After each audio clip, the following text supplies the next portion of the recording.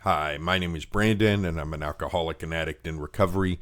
One of the things that became clear to me when I first started getting into the recovery scene was that even though all of the people I met were very different, our stories of the way we descended into addiction had a lot of similarities. And I got that feeling again today when I was reading from Recovery 2.0 by Tommy Rosen, where he talks about his descent into addiction.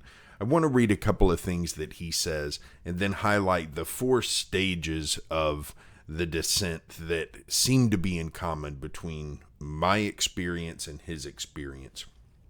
So one of the things he says about the progressive nature of the disease of addiction, he says, the frequency of addiction was alive and well within me. The ism was getting more intense.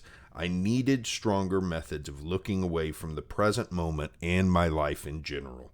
I'd been looking away from things for a long time by then, and somehow I needed more of something. And he's saying this in a section of the book where he's describing how he moved from just being a very hardcore user of drugs like marijuana, LSD, mushrooms, things like that, into a user of drugs like cocaine and crack cocaine. And he's talking about how he really started to move into this area that he needed more and more intense methods of being distracted from the present moment.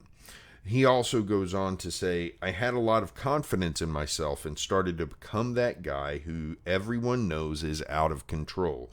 Many of my closest friends whom I had partied with for years were not willing to go to this next level with me. Consequently, the people I spent the most time with were those who had the sickness at the same level as I did. Though this was a smaller number of people, there were still plenty of people around me who were willing and who needed to go to this depth.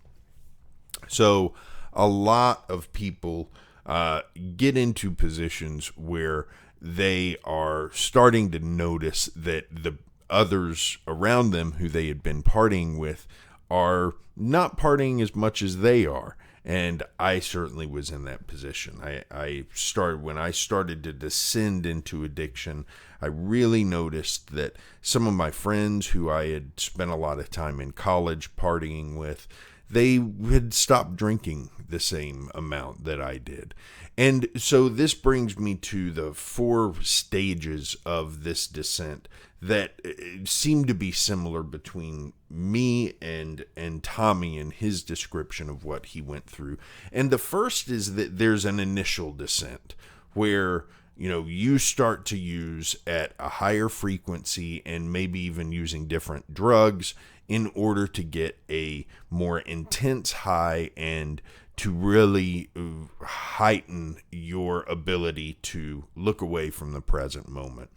And this is where partying increases and even goes to the point where your friends might be saying, hey, maybe you should cool it a little bit. Maybe you should take it down a notch.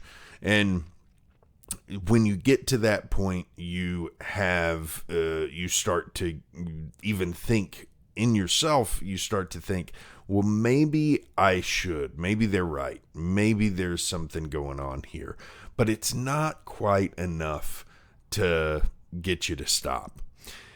And then what happened for me and what happened for Tommy as well is that something happens, that there's a moment where you realize I've got a problem. I need help figuring this out because I can't keep using like this.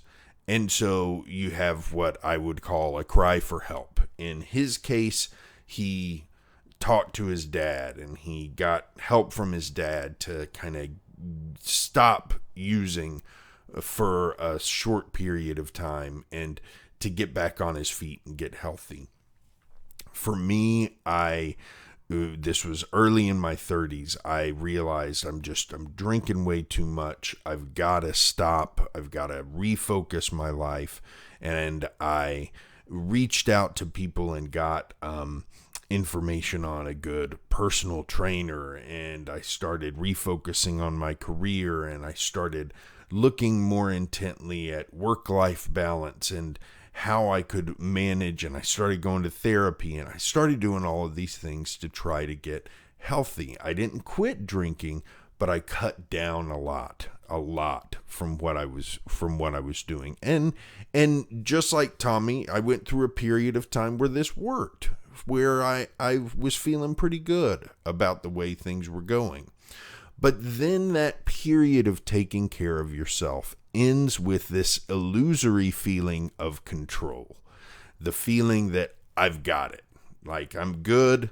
I figured it out. I'm good to go. I'm solid. And that is when you start the slide to what for most of us becomes a bottom, where you start to slowly reintroduce aspects of your previous using. You start to go down into this very sharp decline, where eventually you're at a point where you have to either cry out for help or it's pushed on you, no matter whether you want it or not.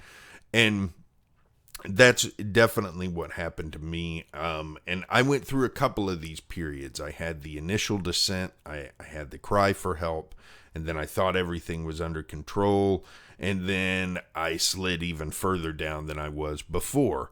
And finally, when I got to the last bottom that I've had, and I won't say that it's the last ever, because I always believe there's things can get worse. That's why I have to do work every day. But the last time I really had a cry for help, that's why since then I've taken to heart the advice from people that I have to work on my recovery every day. Because if I end up with this illusory feeling of control, that's the beginning of another descent. If I start to feel like I'm in control, if I start to feel like I've got everything under control, that's when I start to descend again. So I have confidence that if I continue to work, and if I continue to really work the recovery the way I've been taught to work it, then I can find contentment in sobriety. I can find happiness in recovery, but I've got to continue working it. Otherwise, this cycle will continue to be a cycle until the bottom that I reach is one I can't come back from. Now, unfortunately, that happens to a lot of people. And Tommy describes someone that happens to in the book that he knows. And it's a sad story when that happens to someone. And that's why it's so important for us to know what this cycle looks like, so we can recognize when we're falling victim to a little part of it. And victim's the wrong word. But when we're starting to see ourselves on a descent or on a decline, or feeling like we've got things under control, it's important to recognize that, so that we can pull back and really refocus on the day-to-day recovery work we need to be doing. That's all I've got for today. I'll be back tomorrow with more, where Tommy starts to focus on the 12 steps and the way that he has really experienced them working in his life.